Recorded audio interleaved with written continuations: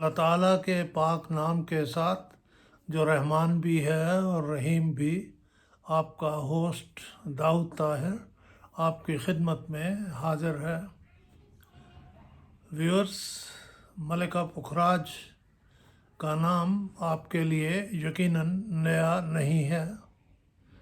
वो हमारे मुल्क की एक मशहूर मुगन्निया थीं जो एक तवील अरसा तक पाकिस्तान में मौसीकी की दुनिया पर छाई रहीं। उनके गाए हुए नगमे आज भी लाखों दिलों की धड़कन है। मलिका पुखराज का अब इंतकाल हो चुका है और उनके हालात ज़िंदगी से कम लोग बाखबर हैं। व्यूअर्स की खुशकिस्मती कि उन्होंने अपनी वफ़ात से पहले अपने हालात ज़िंदगी किताबी शक्ल में मुरतब किए और ये किताब हिंदुस्तान से अंग्रेज़ी में शाया हुई। इसका नाम था सॉन्ग संग ट्रू।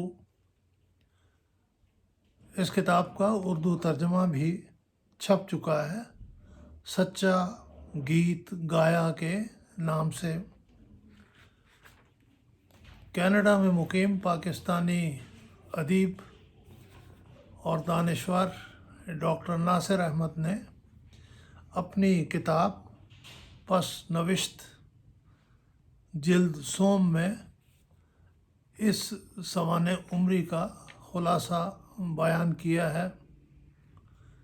ये खुलासा चूँकि बहुत दिलचस्प अंदाज में बयान किया गया है, लिहाजा व्यूअर्स के इफ़ादा के लिए मैं ये खुलासा इस किताब से पढ़कर सुना रहा हूँ। लिखते हैं, मलिका पुखराज जम्मू के करीब एक गांव हुमैरपुर सिद्धड़ में पैदा हुई। इनके गांव के करीब एक साधु था जिसकी दुआ से इनकी वलादत हुई थी। उसने इनको मलिका का नाम दिया। इनकी खाला ने जो लावल्द थीं इन्हें पुखराज कहना शुरू किया। इस तरह इनका नाम मलिका पुखराज हो गया। बचपन में ही मौसीकी और रक़्स की तरबियत हासिल की। बड़े ग़ुलाम अली ख़ान के वालिद अली बख्श इनके पहले उस्ताद से और अपनी नादारी के बास सिर्फ़ 2 वक्त के खाने की उजरत पर सबक दिया करते थे। फिर दिल्ली गईं और उस्ताद जम्मन ख़ां से रक़्स सीखने लगीं। जम्मू वापस आईं तो सिर्फ़ 7 साल की उम्र में अपने रक़्स और मौसीकी पर इनमें इतना एतमाद पैदा हो चुका था कि महाराजा के दरबार में बुलाई गईं और फिर महाराजा हरि सिंह की होकर रह गईं। महाराजा ने भी इनकी खूब कदरदानी की और इन पर खूब दौलत निछावर की। आला तरीन लिबास और ज़ेवरात इन्हें बनवा कर दिए। हर शाम दरबार में मदऊ की जाती और इनामात से माला माल होती। इनके नाना और नानी और इनकी वालदा इनकी देखभाल करने वाले थे। बाप से जो अपने ज़माना का मशहूर जवारी था और जुए के मार्कों में बुलाया जाता था, इनका ज़्यादा ताल्लुक़ नहीं रहा।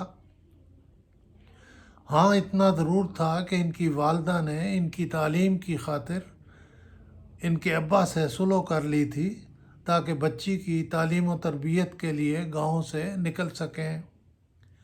बाप की वफ़ात तक उनका मोहब्बत नफ़रत का रिश्ता चलता रहा। इसके बाद इनका कोई ज़िक्र कहीं नहीं आता। دلی کے حالات میں دونی جان اور چونی جان کا ذکر ملکہ پکھراج نے کیا ہے۔ یہ دونوں طوائفیں مغلیہ خاندان کی چہیتی تھیں اور ملکہ اپنے استاد کے ساتھ ان کے گھر بھی گئی تھیں۔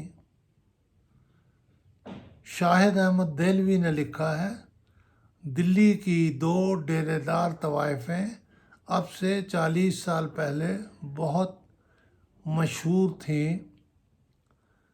نام تو خیر خبر نہیں ان کے کیا تھے، دونی اور چونی کہلاتی تھیں۔ ملکہ پکھراج نے مہاراجہ ہری سنگھ کی مہربانیوں اور عنایتوں کا ذکر بڑی احسان مندی کے ساتھ کیا ہے۔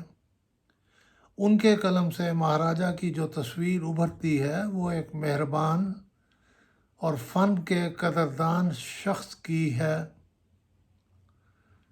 مگر مہاراجہ ہری سنگھ کے صاحبزادے ڈاکٹر کرن سنگھ نے اپنے باپ کا جو ذکر کیا ہے اس میں یہ صراحت سے لکھا ہے کہ میرے والد سخت مزاج، ترش روح اور صرف اپنے منتخب درباریوں کے درمیان رہنے والے بہت کم یار باش تھے، اور غضبناک اتنے کہ ان کے سامنے بولنا ناممکن تھا۔ پھر صاحب کتاب نے لکھا ہے، دیوان سنگھ مفتون کے اخبار ریاست کا ذکر کئی موقعوں پر موجود ہے۔ ریاست اخبار تو بر صغیر کے راجواڑوں کا سب سے بڑا دشمن تھا اور حکمرانوں کی عیاشیوں اور ظلم و ستم کا پردہ چاک کرنے والا تھا۔ ریاست نے ملکہ پکھراج اور مہاراجہ ہری سنگھ کے بارے میں بعض کہانیاں شائع کیں۔ پہلی کہانی کا جواب تو ملکہ نے یہ دیا کہ میں دربار سے وابستہ ہوئی تو میری عمر 7 سال تھی، اس لیے میرا جنسی سکینڈل تو بن نہیں سکتا تھا۔ اس لیے ریاست نے لکھا، مہاراجہ رات کے 9 بجے دربار کرتا ہے اور اس میں نیلم پری اور پکھراج پری گاتی اور رقص کرتی ہیں اور مہاراجہ اپنے گلے میں پڑا ہوا قیمتی ہار ان پر نچھاور کر دیتا ہے۔ پھر لکھا، ملکہ پکھراج کی سفارش پر مہاراجہ مسلمانوں کو ملازمت دیتا ہے۔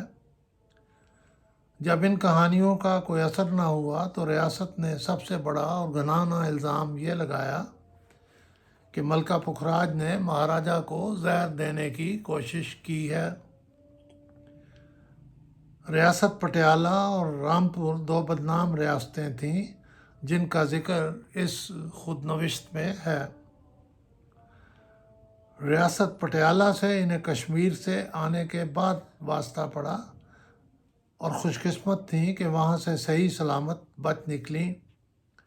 اسی ریاست پٹیالہ میں ایک بار کسی جاگیردار کے ہاں مدعو تھیں، اس نے ولی عہد کے اعزاز میں دعوت کر رکھی تھی۔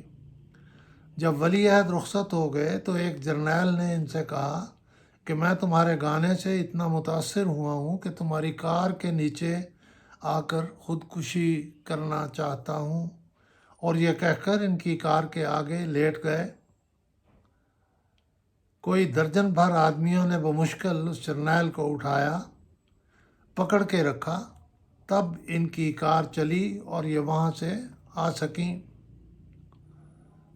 ملکہ پکھراج کے مزاج میں یہ صاحب کتاب لکھتے ہیں، مہاراجہ کی حوصلہ افزائی اور ناز برداری کی وجہ سے یکگنا احساس برتری پیدا ہو گیا تھا۔ لکھتی ہیں، دربار تاجپوشی کے بعد خواتین میرے قدموں کی خاک چوتیں اور اپنے بچوں کی آنکھوں سے ایسے لگاتیں جیسے میں کوئی دیوی ہوں۔ آپ نے یہ بھی لکھا ہے، لوگوں کا کہنا تھا کہ میں زبان کی ادائیگی میں حرف آخر ہوں۔ ملکہ جب تک کشمیر میں رہیں ان کی زندگی ایک محدود حلقہ تک محدود رہی، گھر سے دربار اور واپس۔ انہیں کہیں جانے کی اجازت نہ تھی، حتیٰ کہ مہاراجہ انگلستان گئے تو انہیں تاکید کر کے گئے کہ تمہیں اپنی جگہ ہی رہنا ہے۔ ایک بار مہاراجہ انہیں اپنے ساتھ شکار پر لے جانا چاہتا تھا تو انہیں مرد کا لباس پہنا کر لے جایا گیا۔ غرض کشمیر میں ان کا قیام بڑا سود مند رہا، مگر جب ہندو مسلم فسادات ہونے لگے تو مہاراجہ کا اعتماد کھو بیٹھی اور وہاں سے لاہور آ گئیں۔ چنانچہ مہاراجہ ان سے ناراض رہا۔ لاہور آ کر ملکہ نے کچھ عرصہ کے بعد گانا ترک کر دیا۔ شادی کرنا چاہی تو ماں روک بننے لگی۔ آخر گھر سے فرار ہو کر سید شبیر حسین شاہ سے نکاح کر لیا۔ ماں ناراض رہیں مگر آخر راضی ہو گئیں اور ان کے زیورات، کپڑے اور پیسے واپس کر دیے۔ شادی کے بعد شبیر صاحب کو شاہ جی کہنے لگیں اور شاہ جی نے بھی ان کی خوب قدردانی کی۔ خلاصہ خود نوشت کا ختم کرنے سے پہلے صاحب کتاب لکھتے ہیں، ملکہ پکھراج خوشحال رہیں مگر دنیا کے کاروباری معاملات میں ان کی قسمت اچھی نہ رہی۔ جس کے سپرد اپنے معاملات کیے اس نے انہیں دھوکہ ہی دیا۔ کاروبار میں انہیں گھاٹا ہی ہوتا رہا مگر زندگی سے مایوس نہیں ہوئی۔ بیوگی کے بعد ان کا زیادہ تر وقت کشیدہ کاری کی مصروفیات میں گزرا اور کشیدہ کاری کی نمائش بھی کرتی رہیں۔ اپنی مرضی سے گانا ترک کیا اور کہیں گئی بھی تو اپنی شرائط پر۔ آخر میں لکھا ہے، مجموعی طور پر یہ خود نوشت ایک خود اعتماد گائیکا اور رقاصہ کی ہے جس نے شہرت کی بلندیوں کو چھوا اور زندگی نے ان کی خوب قدردانی کی۔ ویورز، اگر ملکہ پکھراج کی لکھی ہوئی خود نوشت کا یہ خلاصہ آپ کو پسند آیا ہو تو اس ویڈیو کو لائک ضرور کیجیے اور میرے چینل کو سبسکرائب بھی کرنا مت بھولیے تاکہ میری بعد میں آنے والی ویڈیوز سب سے پہلے آپ کو ملے۔ بہت شکریہ ویورز۔